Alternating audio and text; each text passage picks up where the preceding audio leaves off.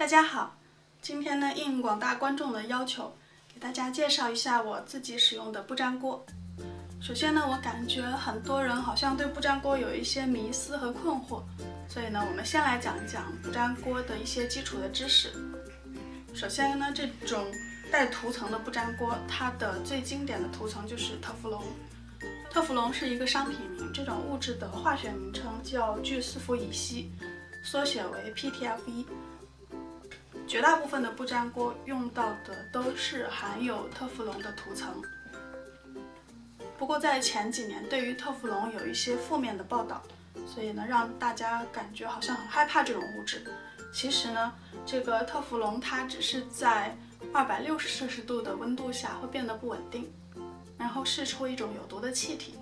这种有毒气体据报道是可以毒死鸟，但是它能不能毒死人，目前还没有定论。对于这种没有定论的事情呢，我的态度是无所谓。但是呢，可以理解很多人会很害怕这种潜在的毒性，所以对于特氟龙的使用上确实是有一些需要注意的地方。然后近些年呢，开始推出一种绿色环保的不粘涂层，像我的这口锅就是它的涂层，并不是特氟龙，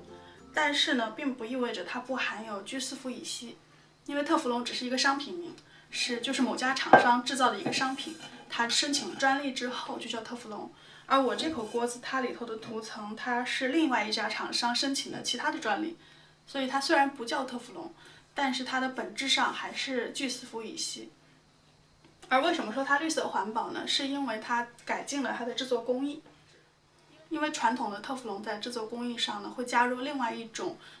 有潜在毒性的物质。那种物质呢是对环境会有影响，然后对人体也有可能的毒性，是叫做 PFOA。 所以呢，宣称绿色环保的锅子一般是不含有 PFOA， 但是呢，它还是会含有 PTFE 的。希望大家弄清楚这个概念。然后呢，除了各种传统的特氟龙以及特氟龙的升级版本之外呢，现在呢，又出现了另外一种更加新型的不粘锅，也就是我的这口锅子。它号称是钛涂层，就是将金属钛制作成极细的粉末，然后用高温喷涂的技术喷在这个内壁上，形成不粘涂层。然后它还有一个竞争对手是号称将钻石用高温喷涂的技术做成钻石涂层。这些技术听起来都是不明觉厉的，但本质上呢，不论是钛涂层还是钻石涂层，也并没有真正的摆脱这个聚四氟乙烯。其实亲身的感受一下就可以知道，这个钛涂层的不粘锅，它摸起来和传统的特氟龙并没有太大的区别。因为呢，它的本质上是用钛金属来增强这个聚四氟乙烯的性能。因为特氟龙还有一个缺点，就是它的硬度很低，这也就是为什么大部分的不粘锅不可以用金属的锅铲，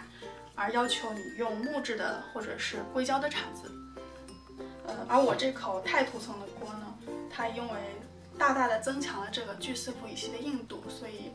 它宣传上是说可以使用金属锅铲的。当然我自己并不会那么用。反正呢，这两口锅就是不粘锅的很有代表性的两个产品。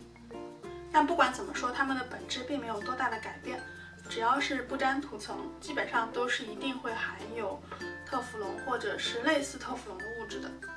其实这一点呢，你在看产品说明的时候是可以看出来的。因为特氟龙它的稳定和不稳定的分界点就是260摄氏度，所以只要你看到这个锅子的说明是说它可以耐受260度的温度，那么基本上就可以肯定它是含有聚四氟乙烯的。所以不粘锅在使用的过程中确实是需要有一点注意的。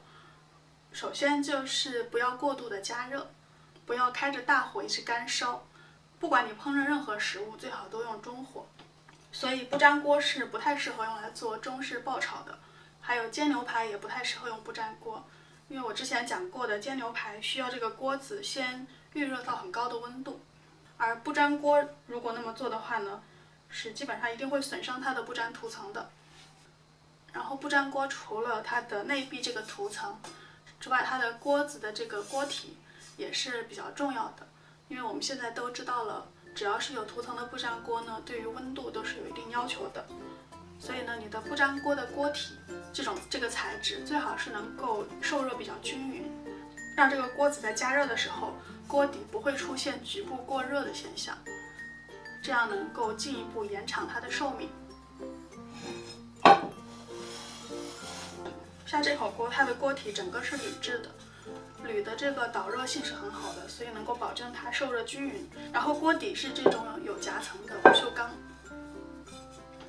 好处是呢，可以让这个铝制的不粘锅在电磁炉上也可以使用，然后有夹层也是帮助它受热均匀。然后这口锅子呢，它的锅身是不锈钢的，然后整体都是有夹层的，就是在2层不锈钢之间包一层铝，帮助它的这个热传导的性能。关于这个不锈钢的导热性以及夹层不锈钢的性能，在后面讲不锈钢锅子的时候，我会讲得更详细一些。总之呢，就是选不粘锅的时候，不仅仅是要关注涂层，这个锅身也是你需要关注的一个点。锅身最好不要太薄，至少锅底不要太薄。这个有一定厚度的锅子才能够让它整体加热比较均匀。最后一点呢，就是不论你选哪种不粘锅，都要做好一个心理准备，就是不粘锅是消耗品。在你使用的过程中，不论你有多么的注意，这个不粘涂层都一定会慢慢的磨损，然后渐渐的损失它的不粘性能的。最普通的不粘锅，大概半年之后就会开始性能下降了。像这种改进过的涂层呢，大概是1年之后。然后像这种新型技术的，可能是2、3年或者3、4年。不论哪种不粘涂层呢，它都是会有一定的使用寿命的。所以呢，记住这一点，在你选购的时候，按照自己的需求来选。最后呢，再简单的讲一下现在很红的陶瓷涂层。我自己在几年前买过一个那种陶瓷涂层的不粘锅，但是我个人的使用感受并不是很好。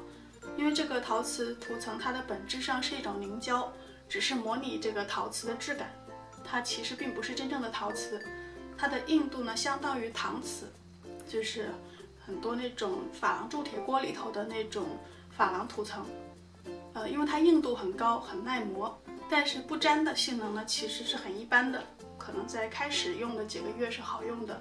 但是很快的就会发现这个不粘的效果越来越差。所以呢，我个人是更倾向于用这种有不粘涂层的不粘锅的。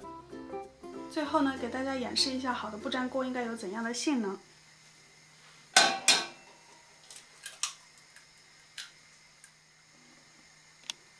这个不粘锅在使用之前呢，我先开着中小火把它预热了一下，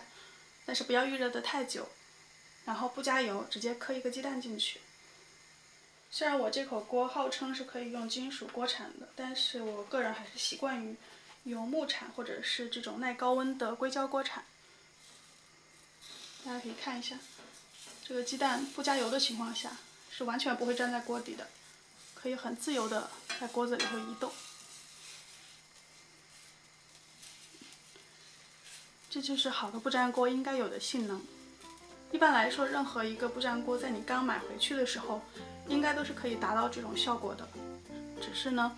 它的持续的时间可能会有一些区别。